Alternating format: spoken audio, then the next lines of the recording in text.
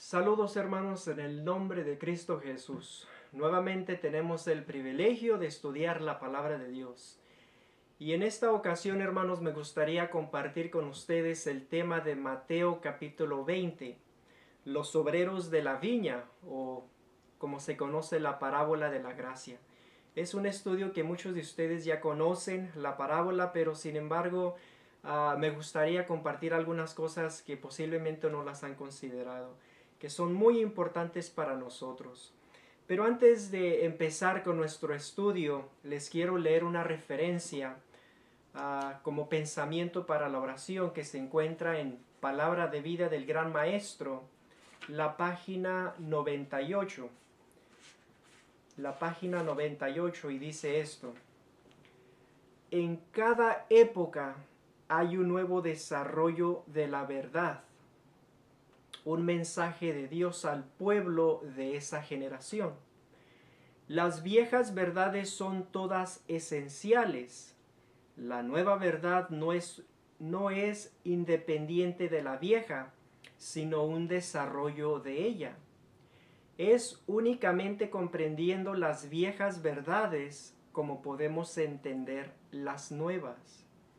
Cuando Cristo deseó revelar a sus discípulos la verdad de su resurrección, comenzó desde Moisés y de todos los profetas, y declarábales en todas las escrituras lo que de él decían.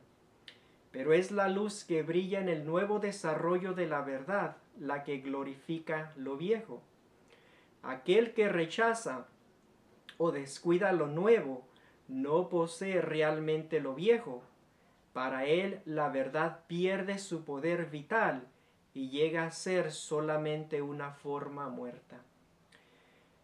Hermanos, verdaderamente esta referencia nos muestra que en cada época dice que hay un nuevo desarrollo de la verdad, un mensaje de Dios al pueblo de esa generación. Y vamos a ver este principio en este estudio que vamos a estudiar hoy de Mateo 20. Vamos a ver que en cada época de la historia de la iglesia ha sido señalado por un mensaje que Dios ha enviado a esa generación y a su iglesia en diferentes tiempos. Esa es la verdad que vamos a ver, hermanos, en este estudio, y queremos entender en cuál época estamos nosotros viviendo y qué es lo que Dios espera de nosotros, y vamos a ver cómo se va a terminar la obra. Todas esas cosas las vamos a ver en este estudio de Mateo capítulo 20. Pero es muy importante, hermanos, que podamos recibir la presencia del Espíritu Santo para que el Señor nos dé esa capacidad de poder entender y apreciar el mensaje que Dios tiene para nosotros hoy en día. Bueno, con este pensamiento los invito a que nos postremos de rodillas para tener una oración. Dios Padre que estás en el cielo, te damos gracias por tu palabra, te damos gracias por Cristo Jesús y te damos gracias por tu presencia en nuestras vidas. Suplico tu ayuda y tu dirección al estudiar tu palabra.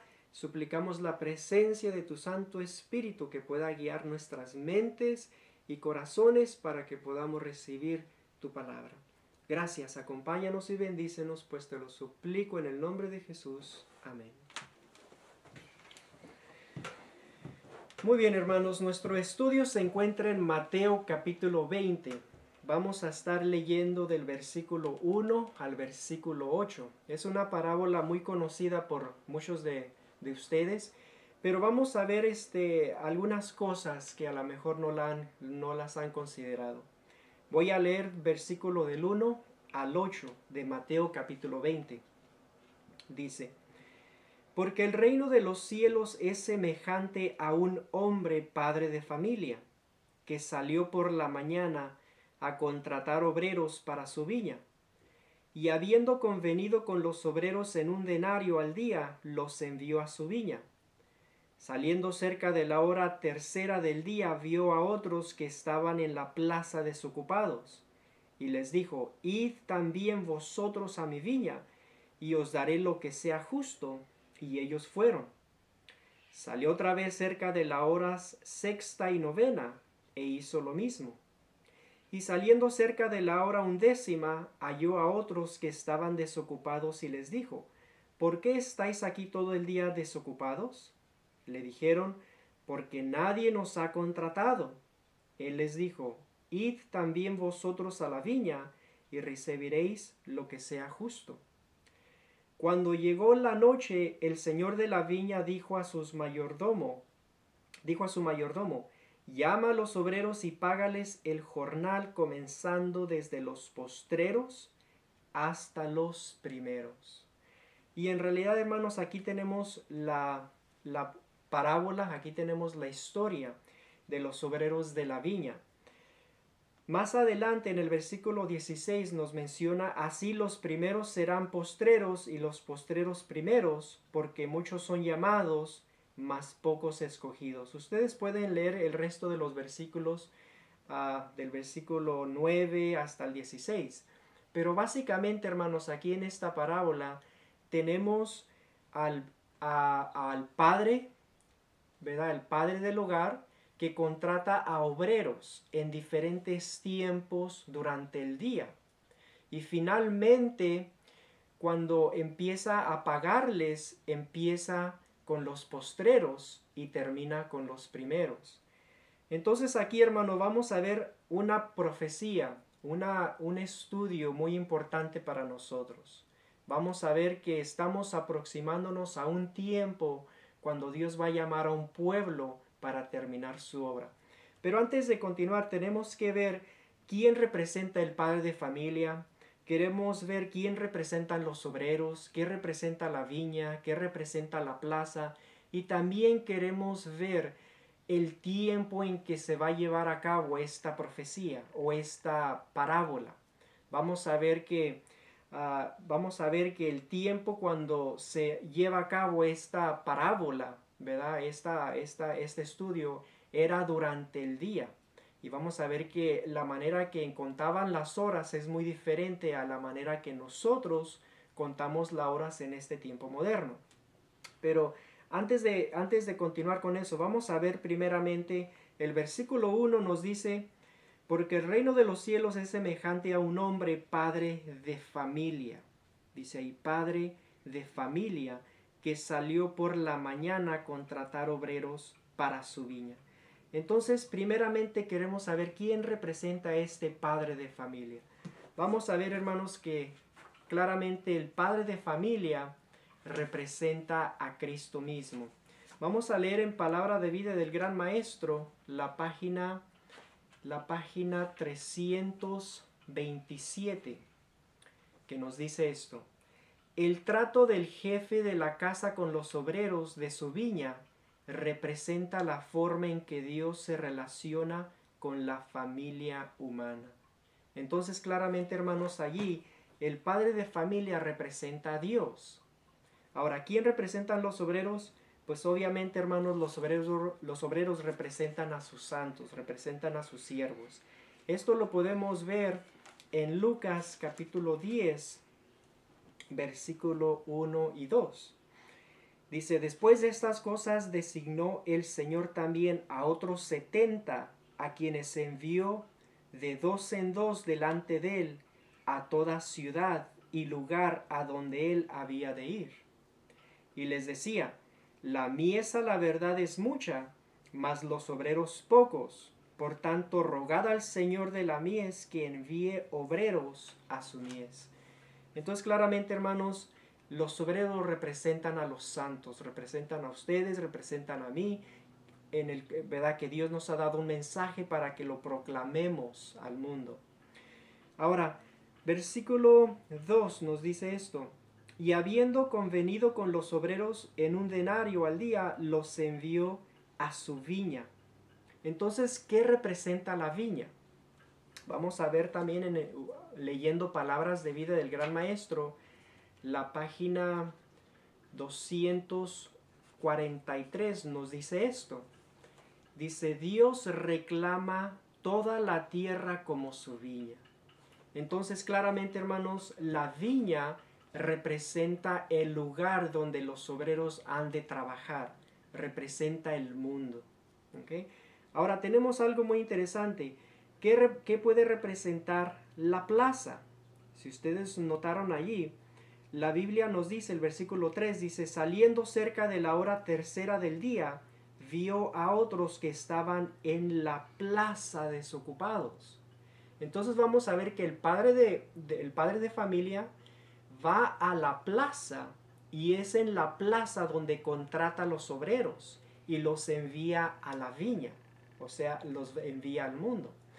Vamos a ver, hermanos, que la plaza es un símbolo o representa a la iglesia, porque es en la iglesia donde Dios contrata a sus hijos, contrata a sus obreros, por así decirlo, y los envía al mundo, los envía a su viña para que empiecen a trabajar. Si vemos en Testimonios para la Iglesia, la página 189 nos dice esto. Dice, las siguientes palabras de Cristo se aplican a la iglesia. ¿Por qué estáis todo el día desocupados? ¿Por qué no estáis ocupados en alguna tarea dentro de su viña? Vez tras vez Él os ha rogado, id también vosotros a la viña, y lo que sea justo, eso recibiréis. Pero este gentil llamado del cielo ha sido descuidado por la gran mayoría. ¿No es ya tiempo de que obedezcáis los mandatos de Dios? Hay trabajo para cada persona que profesa el nombre de Cristo. Una voz del cielo os llama solemnemente a que cumpláis vuestro deber. Escuchad esta voz e id a trabajar enseguida a cualquier lugar, en cualquiera tarea. Entonces, hermanos, aquí claramente nos dice que las siguientes palabras de Cristo se aplican a la iglesia. ¿Por qué estáis todo el día desocupados? Entonces, obviamente, hermanos, la plaza representa a la iglesia, el lugar donde el padre de familia, donde Dios va y contrata a sus obreros y los envía a la viña, que representa el mundo.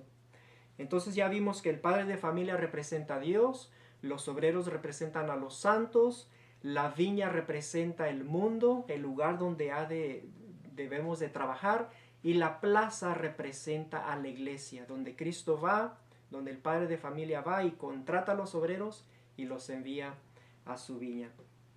Entonces eso es lo que estamos mirando aquí, hermano. Ahora, si ustedes notaron en la parábola, nos muestra que el padre de familia salió en diferentes horas del día. Salió muy por la mañana, a la hora tercera, la hora sexta, la hora nona y finalmente a la hora undécima, justamente una hora antes que se metiera el sol. Ahora quiero explicar esto para que podamos entender bien esta parábola. Esta parábola de Mateo 20 está basado en el tiempo de Cristo, en el sentido de en el tiempo como ellos calculaban las horas. Es muy diferente a nuestro tiempo. Vamos a ver que esta parábola está basada en 12 horas de luz y 12 horas de oscuridad, 12 horas de noche. Entonces, cuando empezaban a contar las horas, empezaban justamente cuando salía el sol. Empezaban a contar la primera hora, segunda hora, la hora tercera, la hora cuarta, quinta, sexta, hasta que finalmente se metía el sol. Y de nuevo empezaban a contar, ¿verdad? La primera hora, pero ya de la noche. Entonces, esta parábola está basada en exactamente 12 horas de luz. 12 horas cuando estaba el sol. Y era el tiempo cuando los obreros podían trabajar. ¿Okay? Vamos a leer algunos textos que nos va a ayudar a entender esto. Por ejemplo, vamos a Juan capítulo 11. Juan capítulo 11 y vamos a ver el versículo 9. Juan 11 y el versículo 9 nos dice esto. Respondió Jesús, ¿no tiene el día 12 horas? El que anda de día no tropieza porque ve la luz de este mundo. Entonces ahí claramente el Señor Jesús nos dice, ¿acaso no tiene el día 12 horas? Muy claro, hermanos, porque vamos a ver que esta parábola está basada en 12 horas del día durante el tiempo que los obreros pueden trabajar. También vamos a ver este otro texto que se encuentra en Juan capítulo 9, versículo 4. Dice: me es necesario hacer las obras del que me envió, entre tanto que el día dure. La noche viene cuando nadie puede trabajar. Entonces aquí, hermanos, claramente nos está diciendo que es durante el tiempo del día en el cual se puede trabajar, porque ya cuando se mete el sol y empieza la noche, nadie puede trabajar. Y esto es muy importante también. Vamos a ver que en el mundo, lugares que están cerca del Ecuador, lugares que en el mundo que están cerca al Ecuador, usualmente casi durante todo el año reciben 12 horas de luz, 12 horas del día y 12 horas de la noche. Entonces estamos mirando de que esta parábola está basado en ese tiempo: 12 horas de luz, 12 horas cuando el sol está saliendo y cuando hay luz, y después empieza la noche, el tiempo de la oscuridad. Por lo tanto, hermanos, cuando la Biblia menciona, cuando dice que salió muy por la mañana para poder contratar a los obreros, está hablando del tiempo cuando el sol está saliendo. Es cuando el padre de familia fue y contrató a los obreros para que fueran a trabajar. Y en muchos lugares del mundo existe ese mismo sistema, que cuando empieza a salir el sol es cuando usualmente los trabajadores, los obreros del campo van a trabajar. Y trabajan justamente hasta el momento que se termina el tiempo del sol. O sea, se trabaja durante el tiempo que hay luz. Entonces vamos a ver, hermanos, cuando fueron contratados los primeros obreros muy por la mañana, es cuando sale el sol, que usualmente viene siendo como a las 6 de la mañana. Después, cuando fueron contratados los obreros de la hora tercera, 3 horas después, a la hora tercera corresponde de nuestro tiempo, corresponde a las 9 de la mañana. ¿Okay? Y después fueron contratados los obreros a la hora sexta. Noten la posición del sol. Noten la posición del sol, que básicamente está aquí, que viene siendo como al mediodía. Corresponde a las 12 del día. Y después fueron contratados 3 horas más tarde los obreros de la hora nona, que corresponde a nuestro tiempo, a las horas 3 de la tarde. Finalmente fueron contratados los obreros a la hora undécima. Ellos fueron contratados justamente 1 hora antes que se metiera el sol, que corresponde como a las 5 de la tarde. Ya casi se está metiendo el sol, falta muy poco para que se meta, y ese fue el tiempo cuando fueron contratados los obreros de la hora undécima. Y vamos a ver que esta llamada es muy importante para nosotros. Por lo tanto, aquí, hermanos, vemos ¿cuántas llamadas? 5 llamadas. Los que fueron contratados muy por la mañana, los de la hora tercera, sexta, nona y undécima. 5 llamadas.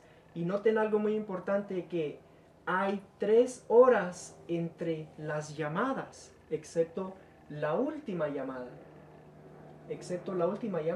Y ahorita vamos a ver cuál es la razón, por qué Dios tuvo que hacer una llamada de emergencia. ¿Qué fue lo que sucedió? Pero vamos a ver, hermanos, que la primera llamada fue hecha justamente cuando el sol está saliendo, cuando una gran luz está saliendo.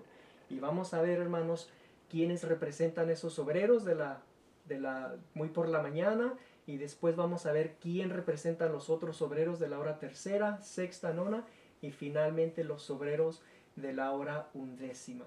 Entonces, por eso les digo, hermanos, para repasar. Y estoy repasando este hecho porque es muy importante para que nosotros podamos entender este estudio. Este estudio está basado en 12 horas de luz y 12 horas de oscuridad. Bueno, para empezar con los primeros que fueron llamados a la viña, dice que fueron llamados muy por la mañana, que corresponde al tiempo cuando el sol está saliendo. ¿Okay? Vamos a ver quiénes representan ellos y también vamos a ver el mensaje que Dios les dio a ellos. Porque Dios llama a obreros y los manda al mundo, los manda a su viña, pero Dios les da un mensaje en particular, un mensaje que tienen que proclamar. Entonces queremos ver en este estudio quiénes son esos obreros y cuál es el mensaje que Dios les dio para que lo proclamen en el mundo, en la viña. Bueno, entonces vamos a empezar con los que fueron llamados muy por la mañana. Noten que fueron llamados cuando está saliendo el sol. ¿Quiénes pueden ser ellos? Bueno, primeramente vamos a ver en Palabra de Vida del Gran Maestro la página 330 nos dice esto. Los judíos habían sido llamados primero a la viña del Señor y por causa de eso eran orgullosos y justos en su propia opinión. Si notaron, hermanos, dice Palabra de Vida el Gran Maestro que los que primero fueron llamados a la viña del Señor fueron los judíos y por eso ellos eran orgullosos en su propia estimación porque fueron los primeros que fueron llamados. Y noten algo también muy importante aquí, que dice que fueron llamados justamente cuando salía el sol. ¿Qué puede representar eso? Les voy a leer un pensamiento que se encuentra en el Conflicto de los Siglos, la página Conflicto de los Siglos, la página 7. Durante los 25 primeros siglos de la historia humana no hubo revelación escrita. Los que eran enseñados por Dios comunicaban sus conocimientos a otros y estos conocimientos eran así legados de padres a hijos a través de varias generaciones. La redacción de la palabra escrita empezó en el tiempo de Moisés. Los conocimientos inspirados fueron entonces compilados en un libro inspirado. Esa labor continuó durante el largo periodo de 16 siglos, desde Moisés, el historiador de la creación, y el legislador, hasta Juan, el narrador de las verdades más sublimes del Evangelio. Por lo tanto, hermanos, cuando fue escrito la palabra de Dios es cuando estaba saliendo esa gran luz. Y fue durante ese tiempo cuando Cristo, cuando el padre de familia, contrató a los primeros obreros, que básicamente representan a los judíos. ¿Okay? Eso también lo podemos ver si leemos en Salmos. Ustedes saben, en Salmos, la página, bueno, no la página, sino el Salmo 105. Salmo 105 del versículo del 8 hasta el 11. Dice, se acordó para siempre de su pacto, de la palabra que mandó para 1000 generaciones, la cual concertó con Abraham, y de su juramento a Isaac. La estableció a Jacob por decreto, a Israel por pacto sempiterno, diciendo, a ti te daré la tierra de Canaán como porción de vuestra heredad. Ahora les leo esta referencia, hermanos, para que nosotros podamos entender que los primeros que Dios contrató, Él hizo un pacto. Si ustedes notan allí en Mateo capítulo 20, donde estamos leyendo, dice, versículo 2, y habiendo convenido con los obreros en un denario al día, los envió a su viña. Entonces Cristo hizo un pacto, hizo un trato con los primeros obreros. Con los otros obreros simplemente les dijo, vayan a la viña y les voy a pagar lo que sea justo. Pero con los primeros hizo un trato. Y eso es básicamente lo que vemos en la historia, que Dios hizo un pacto con los judíos. También si leemos en Salmos 119, 105, para regresar al punto que yo quería compartirles, que los judíos fueron llamados cuando estaba saliendo una gran luz. Dice esto, este es un texto muy conocido.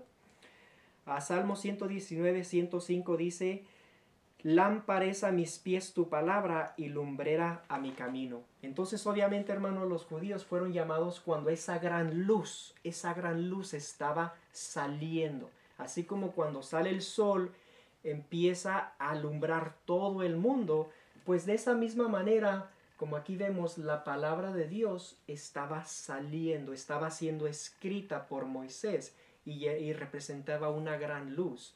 Y eso sucedió o aconteció cuando los primeros obreros fueron llamados, que fueron los judíos. Fueron llamados muy por la mañana. Ahora, la pregunta surge, ¿cuál fue el mensaje que Dios les dio a los judíos? ¿Cuál fue el mensaje que ellos tenían que proclamar? Pues vamos a ver, hermanos, que definitivamente Dios les dio el mensaje del santuario. Aquí lo tenemos. El mensaje del santuario y el sistema de las ceremonias y el sistema de sacrificios. Eso constituía la verdad que los judíos tenían que proclamar al mundo. Y a través de ese sistema ceremonial y a través del santuario y a través de todas esas ritos y leyes que ellos tenían, de esa manera ellos tenían que proclamar el mensaje, tenían que proclamar el conocimiento de Dios a todas las naciones. Y todos los que se unieran a ellos habían de encontrar la salvación. Entonces, por lo tanto, hermanos, vemos que los primeros que fueron llamados fueron los judíos. Y Dios les dio el mensaje del santuario y del sistema de sacrificios. A través de esa verdad tenían que exaltar a un redentor, tenían que exaltar al creador de la tierra y los cielos. A través de esas verdades tenían que exaltar a Dios como el Dios verdadero. ¿Okay?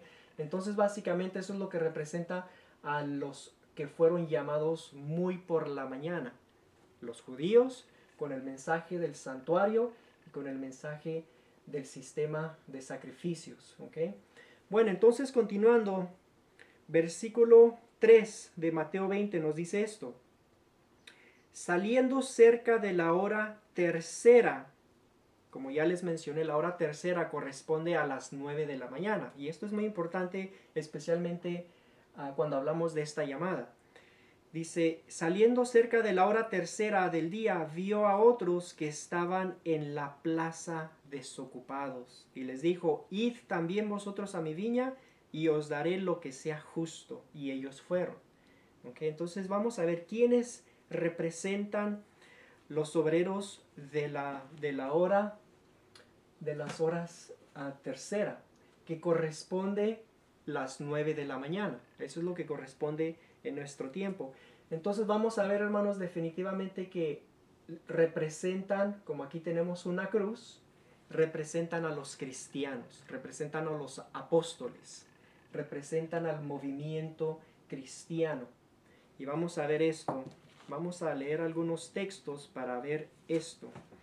Marcos 15:25. Marcos 15:25. Noten lo que dice. Era la hora tercera cuando le crucificaron. ¿Sí notaron? ¿Ustedes sabían que Cristo fue crucificado a la hora tercera? No en la tarde, como muchos a veces se confunden, sino la hora tercera está hablando a las 9 de la mañana. Noten, el sol sale a las 6 de la mañana y empiezan a contar la primera hora, la segunda hora y la tercera hora. Entonces la tercera hora de nuestro tiempo representa las 9 de la mañana. Fue durante el tiempo de la mañana cuando Cristo fue crucificado. Y es muy interesante eso porque también nos muestra esa relación de la llamada tercera con el movimiento cristiano, con el movimiento de la iglesia apostólica. Vamos también a ver algo muy interesante que se encuentra en Hechos capítulo 2, versículo 14 y el versículo 15, que dice esto. Y esta es otra referencia muy conocida. Lo que sucedió en el día del Pentecostés, cuando los apóstoles recibieron el derramamiento del Espíritu Santo. Nos dice esto. Entonces Pedro, poniéndose en pie con los 11, alzó la voz y les habló diciendo: varones judíos y todos los que habitáis en Jerusalén, esto sea notorio y oíd mis palabras, porque estos no están ebrios como vosotros suponéis, puesto que es la hora tercera del día. ¿Sí notaron eso, hermano? Muy interesante que Cristo fue crucificado a la hora tercera, y cuando se derramó el Espíritu Santo en poder sobre los apóstoles, fue exactamente la hora tercera. Por lo tanto, allí Pedro se está levantando y diciendo: ellos, los hombres que estaban hablando en lenguas y profetizando, dice, él les decía, ellos no están ebrios, ¿no? ¿Verdad? No están bajo la influencia, sino más bien, ¿verdad? Han recibido el poder del Espíritu Santo, pero él lo menciona como que es en la hora, o sea, dice que es la hora tercera, mostrando que es en la mañana, mostrando de que, ¿verdad? Que ellos no estaban ebrios, sino simplemente habían recibido el poder del Espíritu Santo y lo recibieron justamente a la hora tercera, que era a las 9 de la mañana. Fue cuando ¿verdad? Descendió sobre ellos el poder del Espíritu Santo. De nuevo nos comprueba y nos muestra esa conexión, ¿verdad? De los obreros de la hora tercera con los cristianos, con los apóstoles. ¿Okay? Y vamos a ver, hermanos, que el mensaje que ellos tenían que proclamar, los cristianos y los apóstoles, era básicamente la vida, la muerte y la resurrección de Cristo. Y también el mensaje de la justificación por la fe. El justo vivirá por la fe. Por lo tanto, lo que practicaban o lo que hacían los judíos durante el tiempo del Viejo Testamento, ¿verdad? Lo que viene siendo los sacrificios, los ritos, las fiestas y muchas de esas cosas, tuvieron su cumplimiento con Cristo. Tuvieron su cumplimiento con Cristo.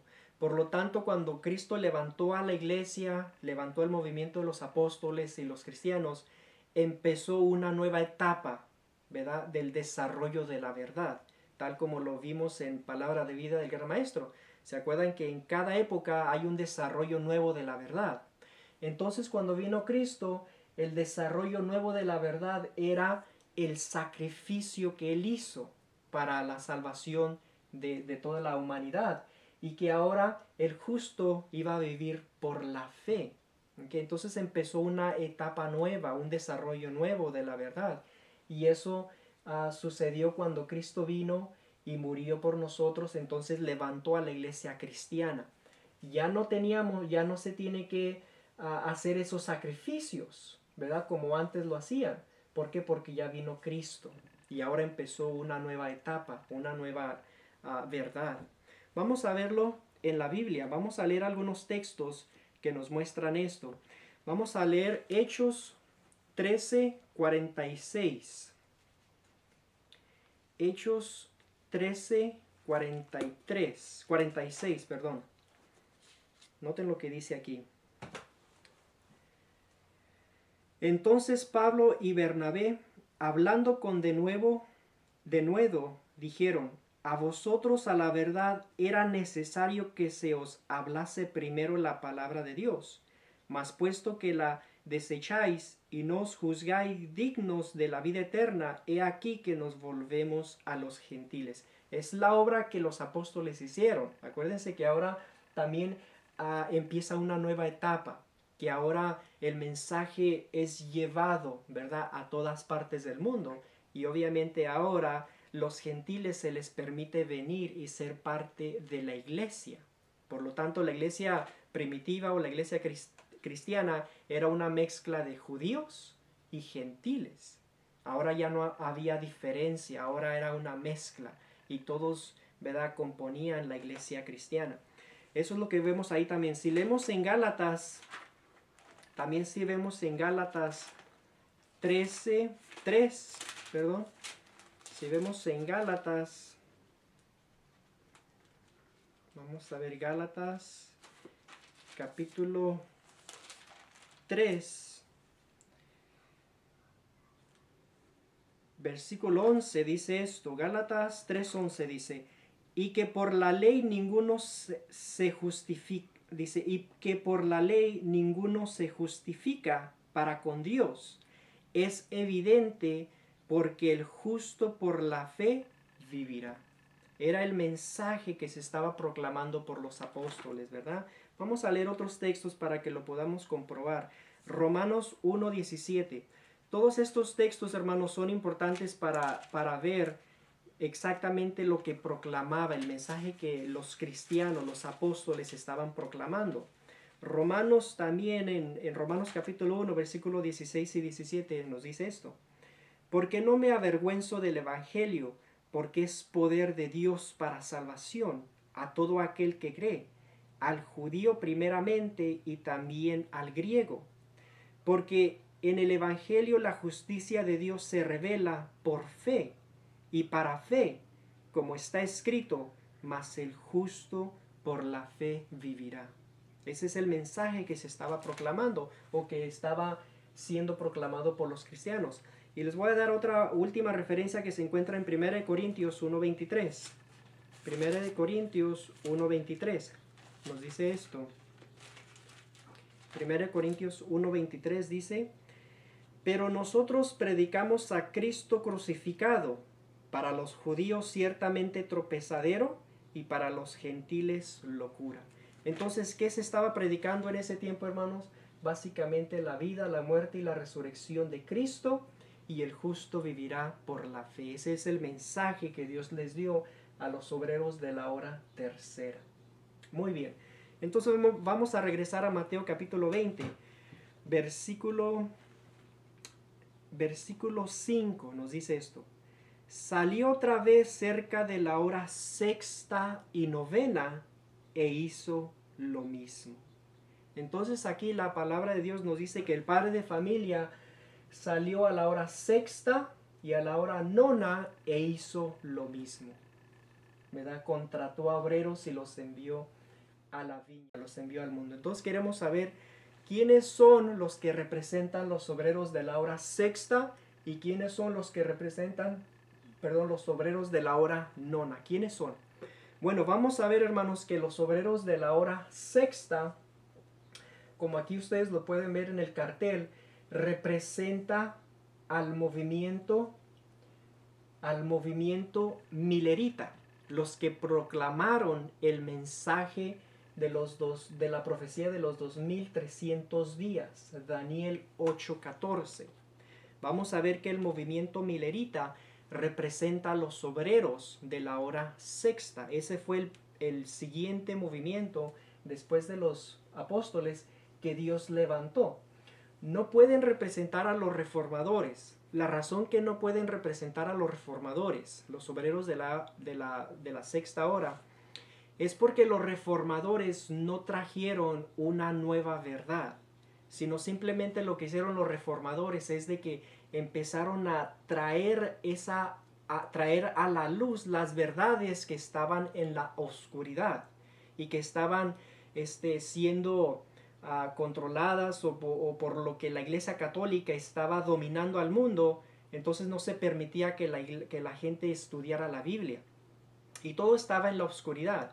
Entonces cuando empezó la Reforma Protestante, ¿verdad? Con hombres como Martín Lutero y con Wesley, con Knox y con todos los grandes reformadores que han habido, lo que hicieron ellos es de que empezaron a traer las verdades bíblicas a la luz. No era un mensaje nuevo, sino más bien eran las verdades que habían sido proclamadas por los apóstoles y por los cristianos, como la justificación por la fe, somos salvos por la gracia, la obra del Espíritu Santo, el amor de Dios, ¿verdad? Esas verdades que estaban ocultas, ¿verdad? Y que no se les permitía a la gente estudiar por el control y el dominio que tenía la Iglesia Católica sobre todo el mundo. Pero cuando vinieron los reformadores, ellos empezaron a traer esas verdades a la luz y empezaron a predicar la verdad, ¿verdad? Que no necesitábamos estar bajo el control de la Iglesia Católica, sino más bien que uno es responsable ante Dios. Y por la fe, estudiando su palabra, no necesitábamos seguir esos ritos establecidos por la Iglesia Católica. Pero el nuevo desarrollo de la verdad se manifestó con el movimiento de Guillermo Miller, cuando él empezó a predicar la profecía de los 2300 días, que está registrada en Daniel 8:14. Entonces, cuando él empezó a predicar ese movimiento o predicar esa verdad, fue un desarrollo de la verdad, algo que antes no se había considerado, algo que antes no se entendía. Entonces, eso es lo que vemos aquí, hermano. Les voy a leer unas referencias en el conflicto de los siglos, la página 453. La página 453 dice esto. La página 453 dice: entre todos los grandes movimientos religiosos habidos desde los días de los apóstoles, ninguno resultó más libre de imperfecciones humanas y engaños de Satanás que el del otoño de 1844. Ahora mismo, después del transcurso de muchos años, todos los que tomaron parte en aquel movimiento y han permanecido firmes en la verdad, sienten aún la santa influencia de tan bendita obra y dan testimonio de que ella era de Dios. ¿Sí notaron esto, hermano? Dice: entre todos los grandes movimientos religiosos habidos desde los apóstoles, ninguno resultó más libre de imperfecciones humanas y engaños de Satanás que el del otoño de 1843 y 1844, ¿verdad? Que obviamente nos está señalando al movimiento de Guillermo Miller. Guillermo Miller también es representado como la iglesia de Filadelfia, allí en Apocalipsis, la iglesia que no tenía ningún reproche de parte de Cristo, porque era una iglesia que estaba limpia, que no había esos pecados que se manifestaron en otras iglesias. Y por lo tanto, hermanos, ellos llegaron a ser los obreros de la hora sexta, proclamando ese mensaje que para ese tiempo era un mensaje nuevo, era un desarrollo de la verdad. Ahora, si regresamos a Mateo capítulo 20, el versículo 5 dice: salió otra vez cerca de las horas sexta y novena e hizo lo mismo. Allí vemos como que hay una relación entre la sexta, la llamada, los llamados de la hora sexta, y la novena.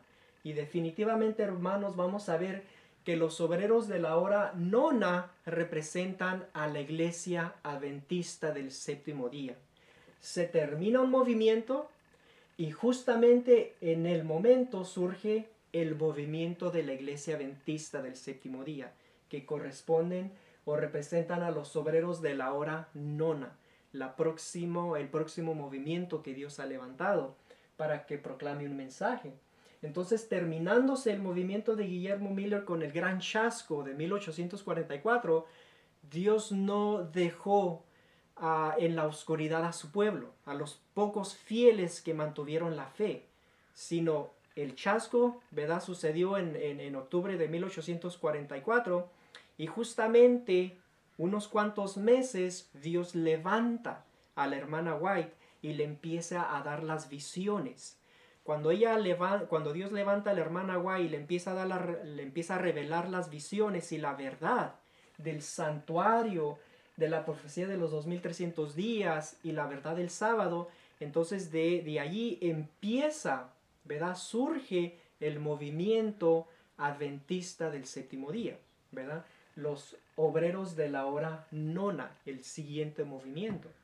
Entonces, con el movimiento de la hora nona surge la iglesia adventista del séptimo día, y surge a través de una profeta, la hermana White. Dios le revela a la hermana White las verdades, y entonces empieza un desarrollo de la verdad nueva, un desarrollo para la iglesia, ¿verdad?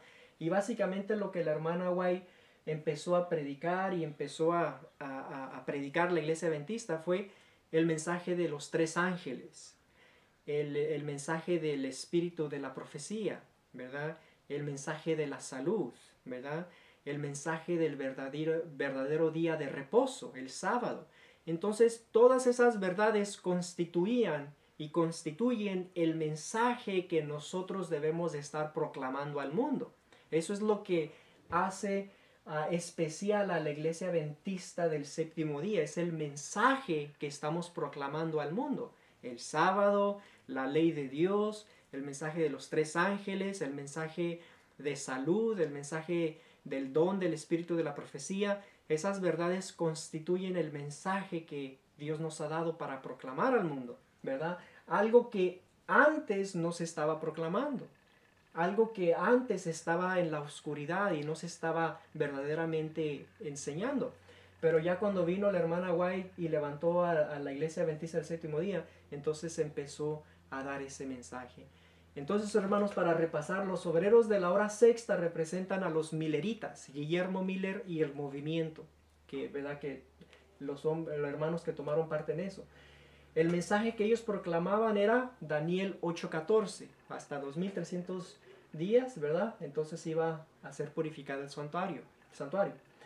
Después de los mileritas surge los obreros de la hora nona, que representan a los adventistas del séptimo día, ¿verdad?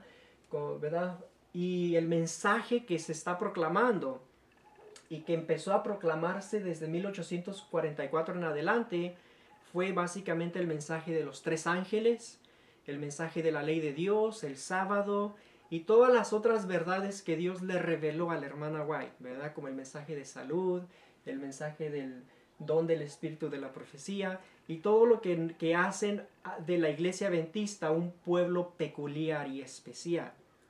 Pero noten algo aquí, hermanos, que es muy interesante y muy importante. Vemos que después de los obreros de la hora nona, Dios hace un llamado de emergencia. Y es cuando hace la llamada a la hora undécima. Ahora, ¿por qué Dios hace otro llamado? Si Dios le ha dado el mensaje a la iglesia adventista y si supuestamente nosotros tenemos el mensaje de salvación para el mundo, ¿por qué Dios hace otro llamado? ¿Por qué? Y lo hace justamente una hora antes que se meta el sol. ¿Sí me entienden? ¿Sí notaron, hermanos? Lo hace una hora antes que se meta el sol. ¿Por qué? Algo está pasando, hermanos, que nos muestra que nosotros como adventistas no estamos haciendo la obra. ¿Por qué? Porque el padre de familia tiene que ir casi cuando se está metiendo el sol y tiene que contratar a más obreros para que vayan a la viña y empiecen a trabajar antes de que se meta el sol, porque cuando se mete el sol representa el cierre de la gracia, representa el tiempo cuando nadie puede trabajar. Por lo tanto, la obra o el trabajo se tiene que hacer cuando hay luz, cuando el sol está todavía, ¿verdad? Y que se puede trabajar. Entonces la pregunta es, ¿por qué Dios hace una llamada de emergencia justamente una hora antes que se mete el sol? Bueno, hermanos, llegamos a una parte que es muy importante para nosotros y vamos a ver que la razón es que nosotros como pueblo adventista no estamos cumpliendo con nuestro deber. No estamos cumpliendo con la obra que Dios nos ha dado y por lo tanto Dios es forzado, el padre de familia es forzado a hacer otro llamado para que entonces se pueda terminar la obra en la viña. Y vamos a ver por qué, hermanos. Les voy a leer algunas referencias que nos van a ayudar a entender la situación que está pasando en la iglesia. Les voy a leer Testimonio para los Ministros, por ejemplo, la página 86. La página 86 nos dice esto. Y estas referencias, hermanos, yo quiero que las consideren ustedes porque es algo que está sucediendo en la iglesia de Dios. Y nosotros tenemos que levantarnos y confrontar la realidad y tener un cambio. Noten lo que dice, página 86. Está cundiendo en el mundo la impresión de que los adventistas del séptimo día están dando a la trompeta un sonido incierto y que están siguiendo la senda de la mundanalidad. ¿Sí notaron eso, hermano? Dice que está cundiendo en el mundo la impresión de que los adventistas del séptimo día están dando a la trompeta un sonido incierto y que están siguiendo la senda de la mundanalidad. Entonces, ¿qué está pasando, hermanos? Lo que está pasando es de que el movimiento de la hora nona, en vez de estar haciendo la obra, en vez de estar preparando a la iglesia y también al mundo con el mensaje, está siguiendo en la senda de la mundanalidad. Y por lo tanto Dios no puede terminar la obra con un pueblo que está caminando según el mundo. ¿Okay? Esas son las razones que está sucediendo en la iglesia. También les voy a leer otra referencia. Hay varias referencias de lo que está sucediendo, de la condición verdadera en la iglesia. Hay muchas referencias, tanto bíblicas como del Espíritu Profecía, que nos muestran la condición de la iglesia. Noten esta referencia, Palabra de Vida del Gran Maestro, la página 256. Dice, muchos de los que se llaman cristianos son meros moralistas humanos. Han rechazado el don que podía haberlos capacitado para honrar a Cristo, representándolo ante el mundo. La obra del Espíritu Santo es para ellos una obra extraña. La obra dice, no son hacedores de la palabra. Los principios celestiales que distinguen a los que son uno con Cristo de los que son uno con el mundo ya casi no se pueden distinguir. Los profesos seguidores de Cristo no son más un pueblo separado y peculiar. La línea de demarcación es borrosa. El pueblo se está subordinando al mundo, a sus prácticas, a sus costumbres y a su egoísmo. La iglesia ha vuelto al mundo en la transgresión de la ley, cuando el mundo debiera haber vuelto a la iglesia por la obediencia al decálogo. Diariamente, la iglesia se está convirtiendo al mundo. ¿Sí notaron, hermanos, esta referencia? Que diariamente la iglesia se está convirtiendo al mundo. Entonces ese es el problema. El problema es de que Dios no puede terminar con la obra con una iglesia que es o que está caminando en la senda de la mundanalidad. No puede terminar la obra. No se puede proclamar el mensaje del tercer ángel. No se puede predicar el evangelio con fuerza y poder. Porque hay pecado, hay iniquidad, hay mundanalidad en la iglesia. Y por lo tanto Dios no puede terminar la obra con un movimiento que no tiene el poder ni la presencia para terminar esa obra. Y por lo tanto lo que vemos aquí, hermanos, es de que Dios hace una llamada de emergencia, levanta a otro movimiento dentro de la iglesia adventista del séptimo día. Noten esto, es muy importante, que es una llamada dentro de una llamada. No es un movimiento aparte o separado, sino más bien es un movimiento que surge dentro de la llamada nona, dentro de la iglesia adventista del séptimo día. Y vamos a ver, hermanos, que básicamente lo que va a hacer Dios es de que va a purificar a la iglesia. Y en esa purificación va a surgir ese movimiento de los obreros de la hora undécima. Va a surgir un remanente, ¿verdad? De la iglesia remanente que Dios va a usar para proclamar el último mensaje. Y vamos a ver ahorita cuál mensaje va a ser ese mensaje que se va a proclamar. ¿Por qué? Porque la iglesia adventista, en el estado en que nos encontramos, hermanos, no podemos terminar la obra. Tiene que haber una purificación. Es la única esperanza para la iglesia adventista del séptimo día. No podemos terminar la obra. Tiene que haber un cambio. Y lo que va a suceder es de que Cristo va a venir y va a purificar a su iglesia. Y ya después que purifique a su iglesia, los que salgan de esa purificación, que vamos a ver, van a ser aquellos que van a representar los obreros de la hora undécima. ¿Okay? Entonces les voy a leer otra referencia.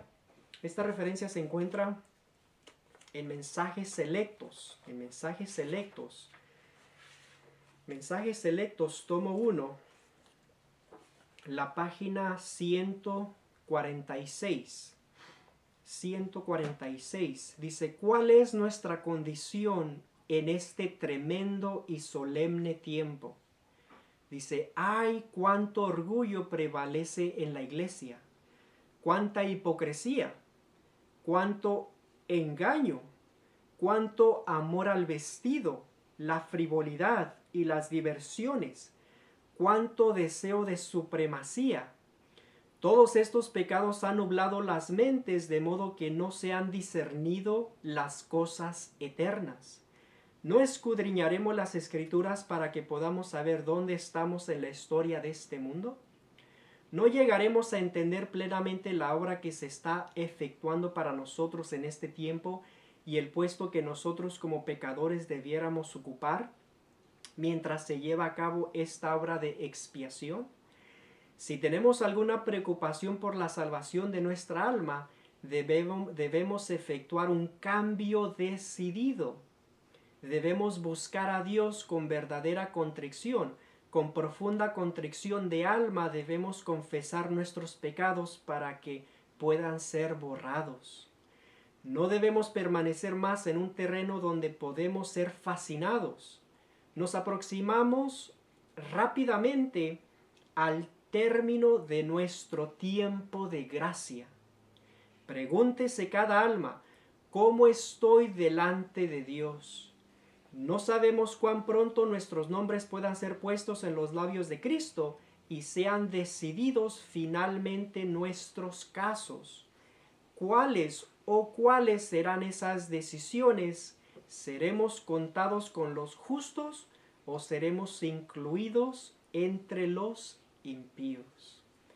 Y una referencia, hermanos, sumamente solemne que nos muestra la condición de nuestra iglesia.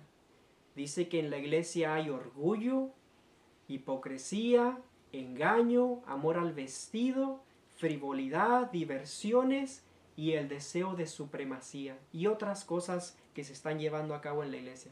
Hermanos, escudriñemos la palabra de Dios, estudiemos el Espíritu Santo, el Espíritu de la profecía, para que nosotros nos demos cuenta de nuestra condición y para que salgamos de esa condición pecaminosa y que podamos aprender a tener victorias en el nombre de Cristo.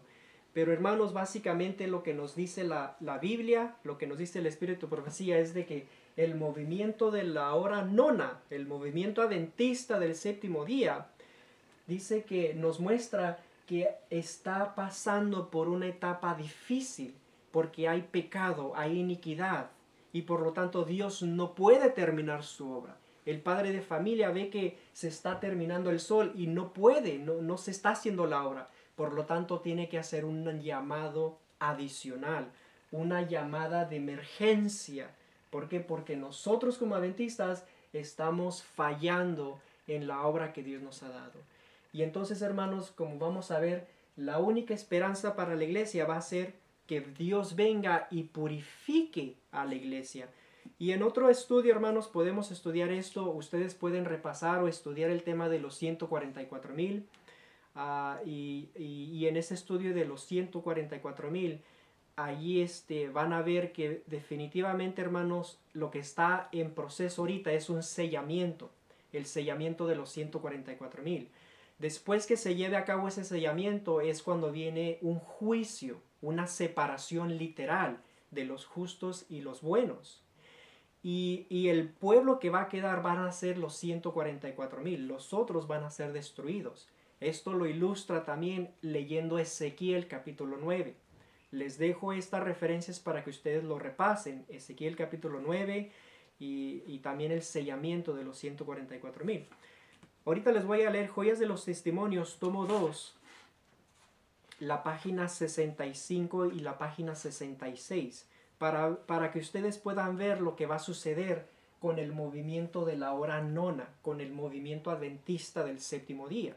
Como ya les dije, en la parábola nos muestra que Dios hizo una llamada de emergencia. Hizo una llamada de emergencia. ¿Y cómo lo va a hacer Dios? Pues lo va a hacer purificando a la iglesia adventista, y después de esa purificación va a surgir ese remanente, ese pueblo quien Dios va a usar para que termine la obra en el mundo, la obra de predicar el evangelio a toda nación. Y entonces es cuando finalmente se cierra la gracia para toda la humanidad. Les voy a leer Joyas de los Testimonios, tomo 2, la página 65 y 66. Dice: aquellos que no sienten pesar por su propia decadencia espiritual, ni lloran sobre los pecados ajenos, quedarán sin el sello de Dios. El Señor ordena a sus mensajeros, los hombres que tienen las armas de matanza en la mano: pasad por la ciudad en pos de él, y herid, no perdone vuestro ojo ni tengáis misericordia. Matad viejos, mozos, vírgenes, niños y mujeres, hasta que no quede ninguno. Mas a todo aquel sobre el cual hubiere señal, no llegaréis, y habéis de comenzar desde mi santuario. Comenzaron pues desde los varones ancianos que estaban delante del templo. Ahora escuchen claramente aquí lo que dice el espíritu de profecía, hermanos. Aquí vemos que la iglesia, el santuario del Señor, era la primera en sentir los golpes de la ira de Dios. Los ancianos, aquellos a quienes Dios había brindado gran luz, que se habían destacado como guardianes de los intereses espirituales del pueblo, habían traicionado su cometido. Habían asumido la actitud de que no necesitamos esperar milagros ni la señalada manifestación del poder de Dios, como en tiempos anteriores. Los tiempos han cambiado. Estas palabras fortalecen su incredulidad y dicen: el Señor no hará bien ni mal, es demasiado misericordioso para castigar a su pueblo. Así el clamor de paz y seguridad es dado por hombres que no volverán a elevar la voz como trompeta para mostrar al pueblo de Dios sus transgresiones y a la casa de Jacob sus pecados. Estos perros mudos que no querían ladrar son los que sienten la justa venganza de un Dios ofendido. Hombres, jóvenes y niñitos, todos perecen juntos. ¿Sí notaron, hermanos, que la única esperanza para la iglesia es que Dios tiene que venir y purificar a la iglesia? Dice la hermana White que aquí vemos que la iglesia, el santuario del Señor, era la primera en sentir los golpes de la ira de Dios. ¿Por qué? Hermanos, porque no estamos haciendo la obra que Dios nos ha dado. Como las referencias que hemos leído, hay mucho pecado, hay mucha iniquidad, hay mucha debilidad, hay mucha mundanalidad. Entonces la única esperanza para la iglesia de Dios es que Dios tiene que venir y separar a los buenos y los malos. Tiene que purificarla, porque es la única manera que la iglesia puede salir con esa fuerza y poder para terminar la obra.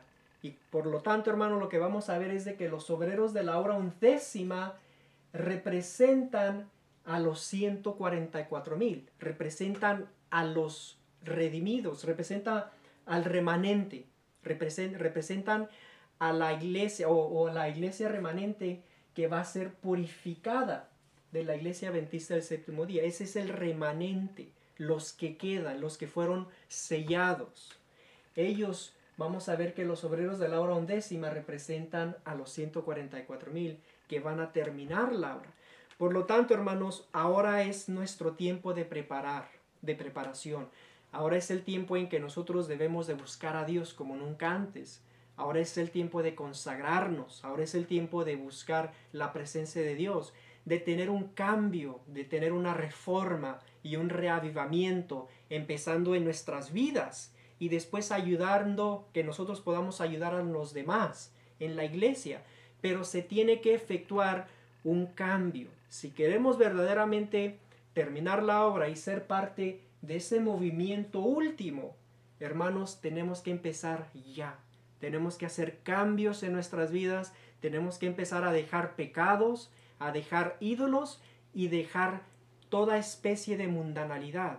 Ese es el problema, como dice la hermana White, que estamos viviendo en una sociedad en el cual somos llevados por la ola de la mundanalidad. Fácilmente somos llevados por la tecnología, por las computadoras, por el internet, por la televisión, por la música, por las modas del mundo, por los deportes, por lo que sea. Somos llevados y lo que pasa es de que no buscamos a Dios, no lo conocemos, no estudiamos su palabra.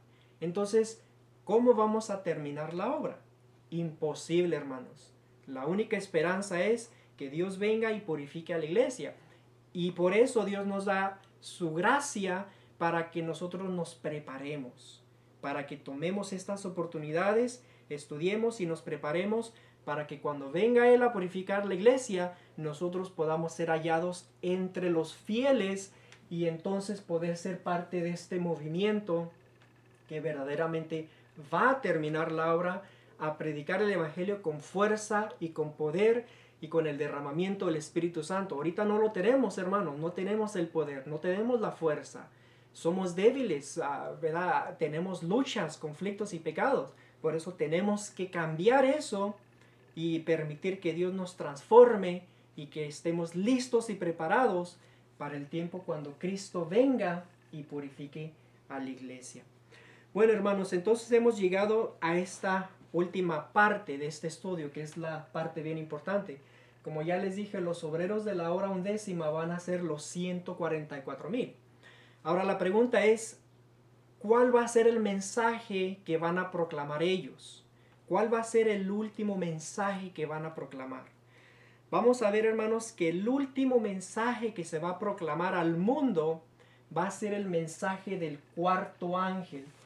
El mensaje del cuarto ángel. El mensaje del fuerte pregón. El mensaje que ha de alumbrar a toda la tierra con su gloria. Ese va a ser el último mensaje de amonestación que se va a proclamar al mundo. Y lo van a hacer los 144,000. Entonces queremos saber un poco más de este mensaje.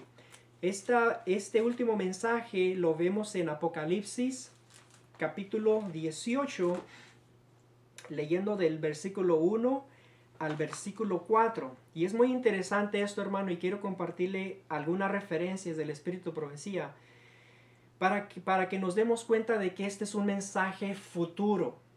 Este mensaje del fuerte pregón y de Apocalipsis 18 no se tiene que proclamar hoy en día. Entonces les voy a leer algunas referencias que nos vayan a ayudar a entender esto. Noten lo que dice. Apocalipsis 18, del 1 al 4. Después de esto vi a otro ángel descender del cielo con gran poder, y la tierra fue alumbrada con su gloria. Y clamó con voz potente diciendo, ha caído la gran Babilonia, y se ha hecho habitación de demonios, y guarida de todo espíritu inmundo, y albergue de toda ave inmunda y aborrecible, porque todas las naciones han bebido del vino del furor de su fornicación, y los reyes de la tierra han fornicado con ella, y los mercaderes de la tierra se han enriquecido de la potencia de sus deleites. Y oí otra voz del cielo que decía, salid de ella, pueblo mío, para que no seáis partícipes de sus pecados, ni recibáis parte de sus plagas. ¿Sí notaron especialmente el versículo 4? Que se escuchó la voz del cielo que decía, salid, pueblo mío, para que no seáis partícipe de sus pecados, ni recibáis parte de sus plagas. Entonces aquí, hermanos, tenemos el mensaje del cuarto ángel. La pregunta es, ¿cuándo se va a dar este mensaje? ¿Cuándo es el tiempo que se va a dar o se tiene que dar este mensaje de salid, pueblo mío, de Babilonia? Ahora, les voy a leer algunas referencias para que esto quede claro. En primer lugar, hermanos, la iglesia adventista del séptimo día no es Babilonia. Repito, la iglesia adventista del séptimo día no es Babilonia. Les voy a leer Testimonio para los Ministros, las páginas 61. Dice, es nuestro deber individual andar humildemente con Dios.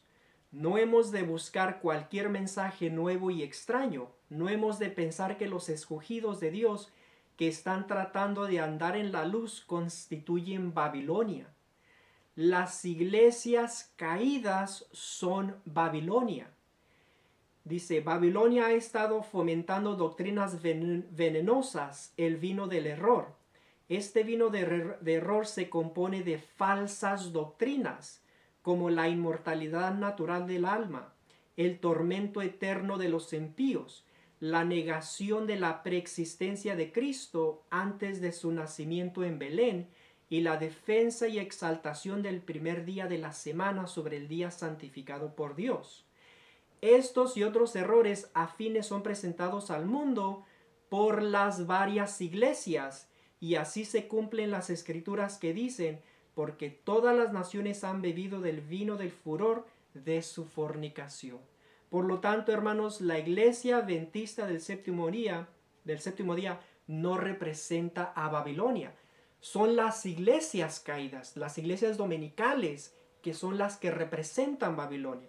Por lo tanto, cuando se dé este mensaje del cuarto ángel, el último mensaje al mundo, que se dice: salid, pueblo mío, de Babilonia, va a ser hecho por los 144,000, una iglesia pura, un pueblo puro, y ellos van a proclamar ese mensaje a Babilonia, a los hijos de Dios que están en esas comunidades dominicales, para que salgan de ese sistema, salgan de Babilonia y se unan a la iglesia pura. ¿Okay? Ese es el mensaje que se va a dar. Ese constituye el último mensaje, el fuerte pregón, como se conoce.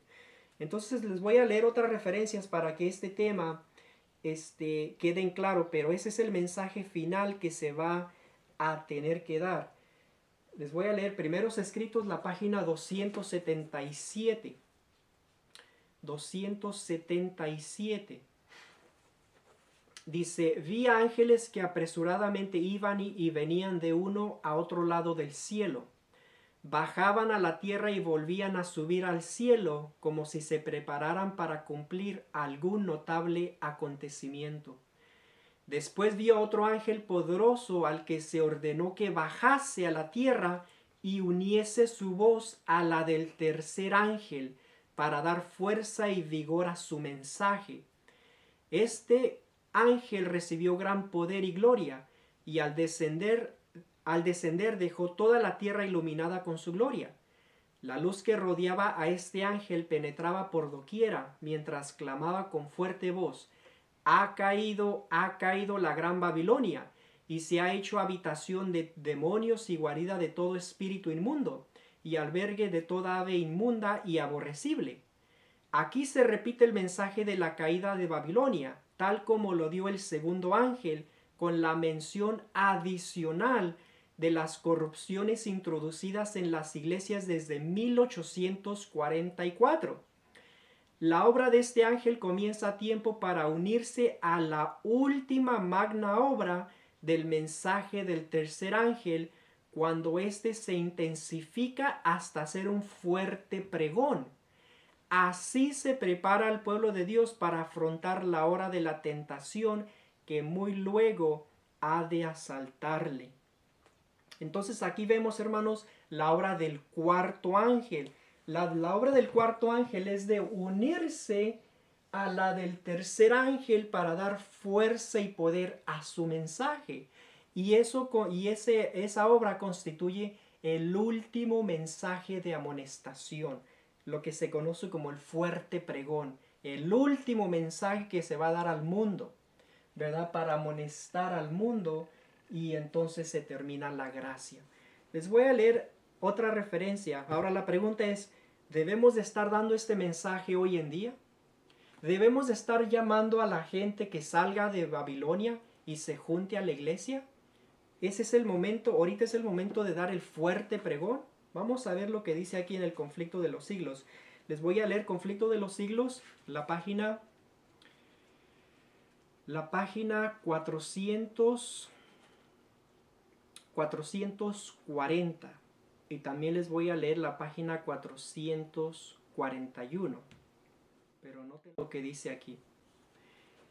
Dice: el mensaje del segundo ángel de Apocalipsis 14 fue proclamado por primera vez en el verano de 1844 y se aplica entonces más particularmente a las iglesias de los Estados Unidos de Norteamérica, donde la amonestación del juicio había sido también más ampliamente proclamada y más generalmente rechazada, y donde el decaimiento de las iglesias había sido más rápido.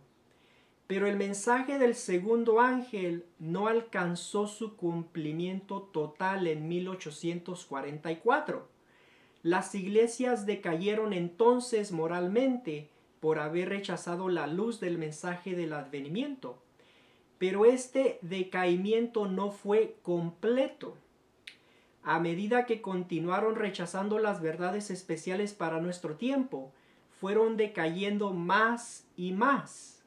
Sin embargo, aún no se puede decir caída, caída es la gran Babilonia, la cual ha hecho que todas las naciones beban del vino de la ira de su fornicación. Aún no ha dado de beber a todas las naciones. El espíritu de conformidad con el mundo y de la indiferencia hacia las verdades que deben servir de prueba en nuestro tiempo existe y ha estado ganando terreno en las iglesias protestantes de todos los países de la cristiandad. Y estas iglesias están incluidas en la solemne y terrible amonestación del segundo ángel, pero la apostasía aún no ha culminado. ¿Sí notaron, hermanos? La apostasía completa de Babilonia no ha llegado a su límite. Todavía no ha llegado a su límite. Y por lo tanto no se puede decir, ¿verdad? Que ha caído la gran Babilonia. Dice que aún no ha dado a beber a todas las naciones. Ahora, noten la página 441. La caída de Babilonia no será completa sino cuando la iglesia se encuentre en este estado y la unión de la iglesia con el mundo se haya consumado en toda la cristiandad. El cambio es progresivo y el cumplimiento perfecto de Apocalipsis 14:4 está aún reservado para lo venir. ¿Sí notaron, hermanos? Miren, en otras palabras, cuando se dé el mensaje último por los 144,000, es cuando la Babilonia, es cuando se realice finalmente la marca de la bestia, la ley dominical. Es entonces cuando la culminación de la abominación de Babilonia se haya cumplido. Es entonces cuando Dios manda a los obreros de la hora undécima, a los 144,000 los manda al mundo y les dice, ahora sí, saquen a mi pueblo, salid, pueblo mío, de Babilonia. Tienen que salir porque si no salen van a recibir las plagas. Entonces cuando se promulgue ese decreto mundial de la ley dominical, la marca de la bestia, no estoy hablando de una ciudad que ya tienen una ley dominical, un pueblito por acá, como se escucha ahorita en las noticias, ¿verdad? Hay predicadores que siempre están diciendo a la gente en la iglesia, oh sí, en este pueblito de Europa ya se está llevando a cabo la ley dominical, o en esta ciudad pequeña. No, hermanos, estamos hablando de una cosa mundial. Estamos hablando de algo mundial. Cuando Babilonia se decrete un decreto mundial, la marca de la bestia, la ley dominical. Cuando llegue a ese nivel mundial, es entonces cuando Dios manda a los 144,000 a que den el fuerte pregón y que saquen a la iglesia, a los hijos que están en esas comunidades religiosas dominicales, que salgan de Babilonia. Pero eso es futuro. Eso es futuro. Ahora les voy a leer también esta referencia. Esta referencia la encuentran en el conflicto de los siglos, la página 433. 433 dice: se dice que Babilonia es madre de las rameras. Sus hijas deben simbolizar las iglesias que se atienen a sus doctrinas y tradiciones y siguen su ejemplo, sacrificando la verdad y la aprobación de Dios para formar alianza ilícita con el mundo. El mensaje de Apocalipsis 14, que anuncia la caída de Babilonia, debe aplicarse a comunidades religiosas que en un tiempo fueron puras y luego se han corrompido. En vista de que este mensaje sigue al aviso del juicio, debe ser proclamado en los últimos días y no puede por consiguiente referirse solo a la iglesia romana, pues dicha iglesia está en condición caída desde hace muchos siglos. Además, en el capítulo 18 de Apocalipsis, se exhorta al pueblo de Dios a que salga de Babilonia. Eso es lo que se dice aquí, hermanos. Eso es lo que ustedes van a encontrar en el conflicto de los siglos. Pero esta frase donde dice, además en el capítulo 18 de Apocalipsis, se exhorta al pueblo de Dios que salga a Babilonia. Eso es lo que encontramos en esta versión del conflicto de los siglos. Pero ahora les voy a leer esta versión. Este librito a mí me lo regalaron hace algunos años atrás. Y este es un librito que muchos de ustedes lo conocen, lo han repartido, ¿verdad? Por la Iglesia Adventista. Básicamente es el conflicto de los siglos, pero es la edición del año 1888, que es la edición original.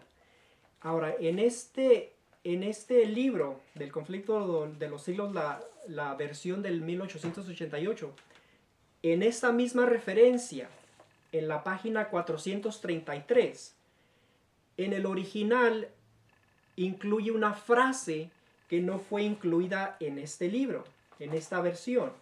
Noten lo que dice.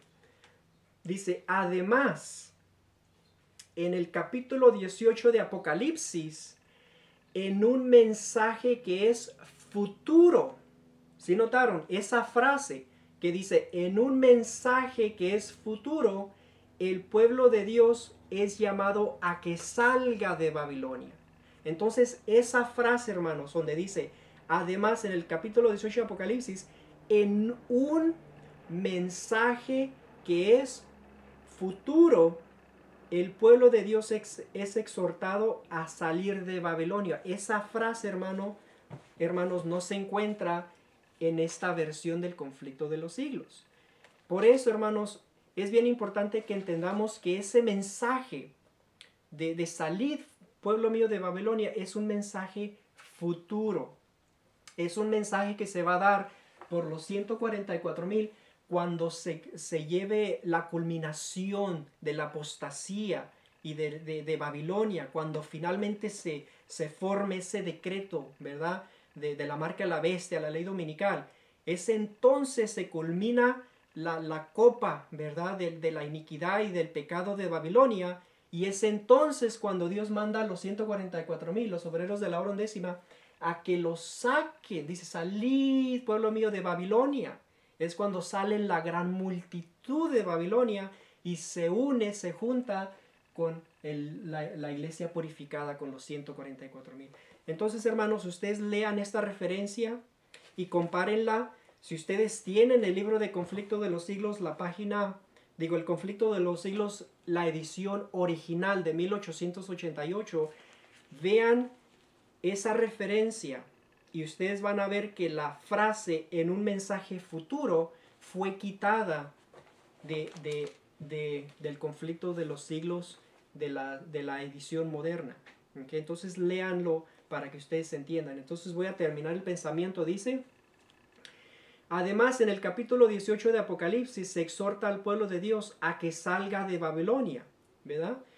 Entonces dice, además en el capítulo 18 de Apocalipsis, en un mensaje futuro, se exhorta al pueblo de Dios a que salga de Babilonia. Dice, según este pasaje de las Escrituras, muchos del pueblo de Dios deben estar aún en Babilonia. ¿Y en qué comunidades religiosas se encuentra actualmente la mayoría de los discípulos de Cristo? Sin duda alguna, en las varias iglesias que profesan la fe protestante. ¿Sí notaron eso, hermano? Quiere decir que Dios tiene muchos cristianos, muchos hijos que hoy en día están en las iglesias protestantes. Y va a llegar el día en que Dios los va a sacar de esas comunidades para que se unan con su verdadero pueblo. pero como dice el conflicto de los siglos en el original, eso se va a llevar a cabo en un mensaje futuro. Nos estamos acercando a ese tiempo, hermanos. Nos estamos acercando al tiempo cuando se va a dar ese fuerte pregón. Entonces, por eso Dios nos está amonestando para que nos preparemos. Entonces les dejo esta referencia, hermanos, conflicto de los siglos 433. Compárenla con el original del conflicto de los siglos de 1888. Yo estoy leyendo este libro en inglés, porque si ustedes lo consiguen en español, va a decir lo mismo que este libro del conflicto de los siglos. Tienen que buscar este libro, pero en inglés.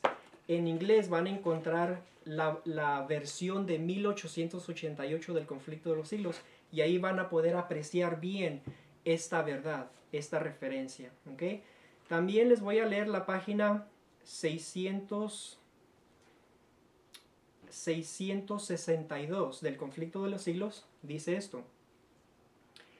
Dice, se dice de Babilonia con referencia al tiempo en que está presentada en esta profecía.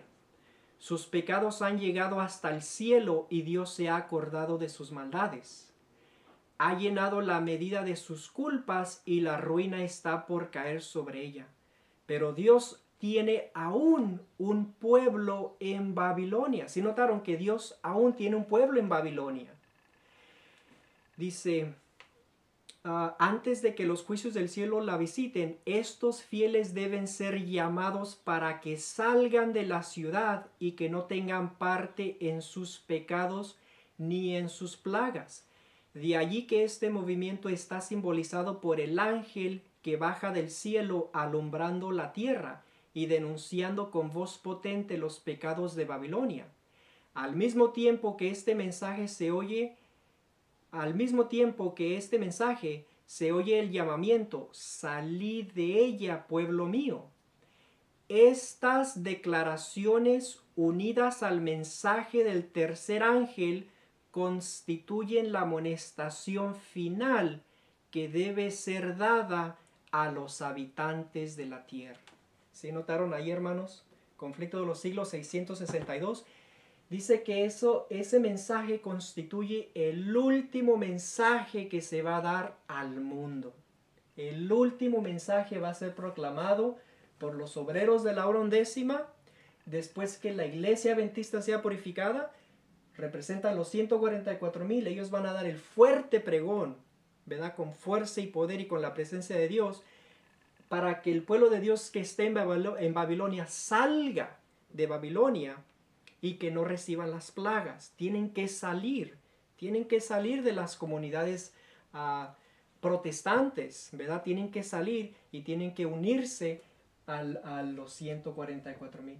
Y eso es la manera en que Dios va a terminar su obra.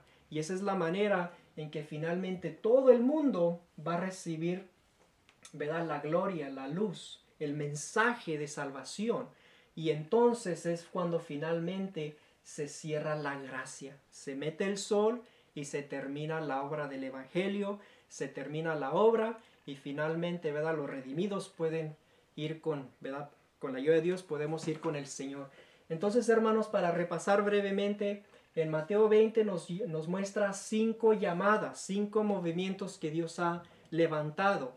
Empezando con los judíos, Dios les dio el mensaje del santuario y del sistema de sacrificios. Después llamó a los cristianos, los apóstoles, los levantó, les dio el mensaje de la justificación por la fe y la vida y muerte y resurrección de Cristo. Ese fue el mensaje que ellos proclamaron. Después levantó a los milleritas, al movimiento de Guillermo Miller. Ellos predicaron el mensaje de Daniel 8:14, la profecía de los 2300 días. Después al movimiento adventista del séptimo día. Y ya vimos, hermanos, que tenemos que cambiar y prepararnos. Después vemos que Dios hace una llamada de emergencia. Es una llamada dentro de una llamada. ¿Por qué? Porque el sol está por terminar, la luz. Y por lo tanto Dios hace una llamada de emergencia justamente una hora antes que se meta el sol. que se termine la gracia. Es una hora parabólica.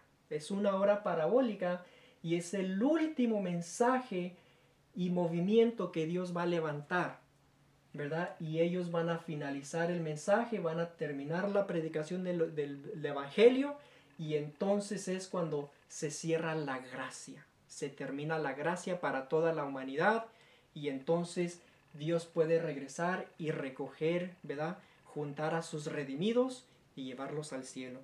Pues este es el estudio, hermanos. Hay otras referencias que les podría yo compartir, pero básicamente esto es el tema.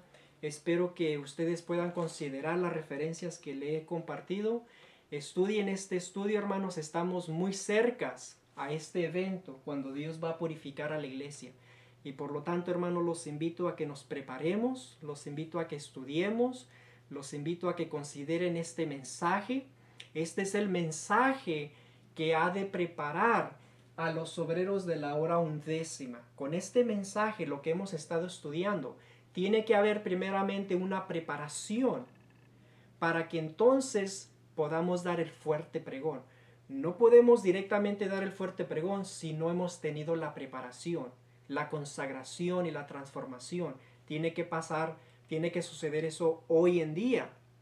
Por eso Dios manda el mensaje que ha de preparar a los 144,000, que ha de preparar a la iglesia para afrontar la hora de la tentación, para poder afrontar el tiempo de angustia cual nunca ha habido. Primero Dios en su misericordia manda el mensaje, y eso es lo que hemos estado estudiando, para que así nos preparemos y estemos listos para dar ese fuerte pregón. Ahorita es el tiempo de preparación, ahorita es el tiempo de cambiar nuestros caminos pecaminosos y tener ¿verdad?, experiencias con Cristo y disfrutar de las victorias, ¿verdad?, que Él nos da. Pero ahora es el tiempo, hermanos, que debemos de tener un cambio, tenemos que tener una reforma, tenemos que tener un reavivamiento y tenemos que buscar al Señor en consagración. Les voy a leer una referencia antes de terminar. Se encuentra en Mensajes Selectos, tomo 1, Mensajes Selectos, tomo 1, y vamos a leer. Les voy a leer la página. Les voy a leer página 145. Dice: estamos en el gran día de la expiación, cuando mediante la confesión y el arrepentimiento nuestros pecados han de ir de antemano al juicio. Dios no acepta ahora de sus ministros un testimonio suave y falto de temple. Un testimonio tal no sería verdad presente. El mensaje para este tiempo debe ser alimento oportuno para nutrir a la iglesia de Dios. Pero Satanás ha estado procurando gradualmente despojar a este mensaje de su poder, para que la gente no esté preparada para resistir en el día del Señor. En 1844 nuestro gran sumo sacerdote entró en el lugar santísimo del santuario celestial para comenzar la obra del juicio investigador. Han estado siendo examinados delante de Dios los casos de los muertos justos. Cuando se complete esa obra, se pronunciará juicio sobre los vivientes. Cuán preciosos, cuán importantes son estos solemnes momentos. Cada uno de nosotros tiene un caso pendiente en el tribunal celestial. Individualmente hemos de ser juzgados de acuerdo con lo que hicimos en el cuerpo. En el servicio simbólico, cuando la obra de expiación era realizada por el sumo sacerdote en el lugar santísimo del santuario terrenal, se demandaba que el pueblo afligiera su alma delante de Dios y confesara sus pecados para que pudieran ser expiados y borrados. Se requerirá algo menos de nosotros en ese día real, en este día real de expiación, cuando Cristo en el santuario de lo alto está intercediendo a favor de su pueblo, y se ha de pronunciar en cada caso una decisión final e irrevocable.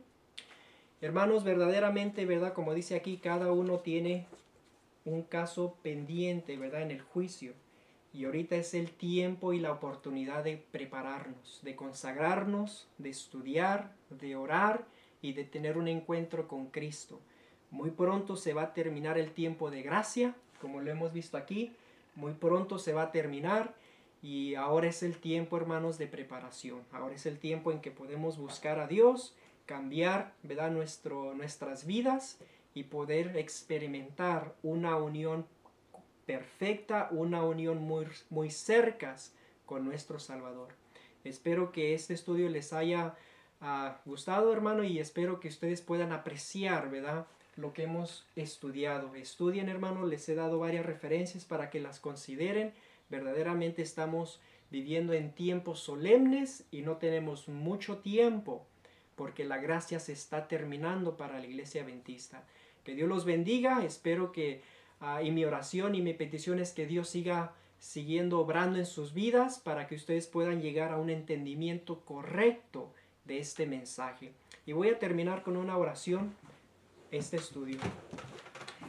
Dios Padre, te damos gracias por tu presencia, por tu dirección, por este estudio. Te pido una bendición especial por cada oyente que va a estudiar y va a ver este video, que tú lo bendigas, que tú lo ayudes a entender el tiempo en que estamos viviendo y que ellos puedan recibir tu gracia y tu misericordia y tu poder y tu presencia. Bendícenos y ayúdanos para que podamos seguir siendo fieles hasta el momento que tú establezcas tu reino y poder ser parte de ese pueblo que va a proclamar el evangelio a todo el mundo con poder y con tu presencia. Te lo suplico todo en el nombre y en los méritos de Cristo Jesús. Amén. Que Dios los bendiga, hermanos, es mi petición y mi oración. Amén.